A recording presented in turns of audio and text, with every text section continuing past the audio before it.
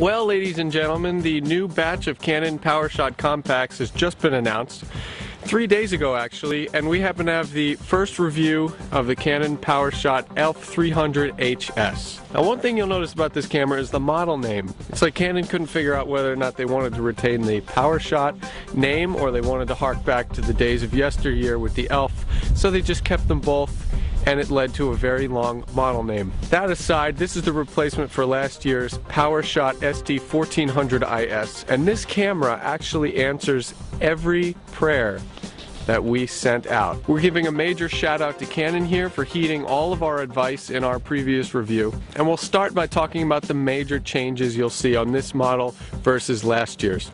First off, the image sensor has been completely revamped.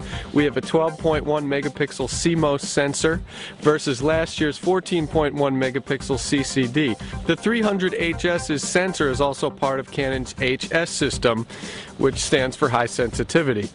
What that means is this sensor is placed slightly differently for better light gathering, and the pixels are larger. Also, this pint-sized little guy packs in 1080p HD video at 24 frames per second.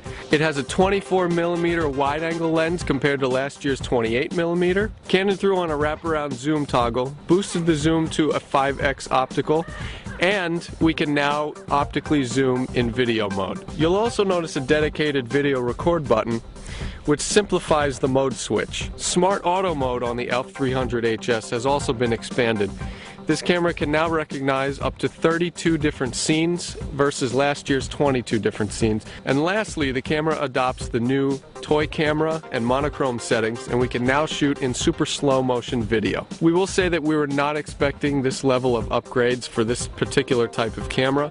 It's one of these slim, compact, pocket-sized style cams that can kind of travel with you anywhere you go. When we talk about length and width, this camera is about the same size as a credit card, and it's 3/4 of an inch thick. After spending quite a lot of time with the Elph 300HS, we can safely say that the HS sensor was a definite improvement.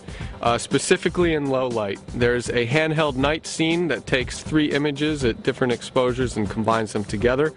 And the performance with that was great. Even in bright light, we noticed a slight boost in detail. So overall, the Elph 300HS exhibited an improvement in image quality. Now, when we talk about 1080p video, in bright light, this camera is dynamite. In low light, the noise came on pretty thick, but it was black noise and it wasn't that heavy. There were some environments where noise wasn't necessary, but it was there. But compared to other cameras in this class, this is one of the best 1080p performances you can get out of a camera this size. A few things to take into consideration when shooting videos. Now, it's great that we could zoom optically, but the zoom is very slow. The other thing is autofocus very slow. So those are just 2 things you'll have to get used to when shooting videos. Now, we talk about features on this camera.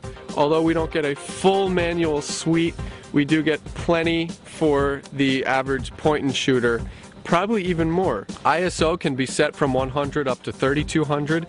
We have full white balance options with manual mode. There's a long shutter if you're a long exposure junkie that goes down to 15 seconds. The Elph 300HS has a burst mode. It has a best shot selection mode that picks the best shot out of a sequence of images. And it has a slew of image effects like super vivid and posterize.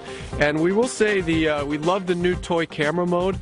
However, the monochrome mode, we could actually attain black and white and sepia settings in the My Colors menu, so it was kind of useless. While we're riding the negative train, let's also talk about the flash. The flash is located a little too close to the lens. You will see a shadow in the bottom right-hand corner of some of your images depending on your focal length and also depending on the lighting conditions. So that's something to take into consideration. We think Canon should just bump the flash over to the right side of the camera. Also, the 2.7-inch LCD screen has a 230,000 pixel resolution. It's definitely not the best. We'd like to see some more pixels in that department. Another thing to consider with the Elph 300HS is that it has a tiny rechargeable lithium-ion battery, so don't expect the best battery life out of this camera. You'll probably need an extra one. For memory, this camera supports SD, SDHC, and SDXC cards. We recommend shooting with a higher class card. We used a SanDisk Extreme Pro, and that pretty much took care of all of our 1080p needs. So this has been the Canon PowerShot Elph 300 HS. The Elph is back, baby. Canon listened to all of our concerns and they went beyond our expectations with the Canon PowerShot Elph 300 HS. Be sure to check out the rest of our new Elph reviews that are coming out within the coming weeks. For InfoSync World, I'm Mike Perlman.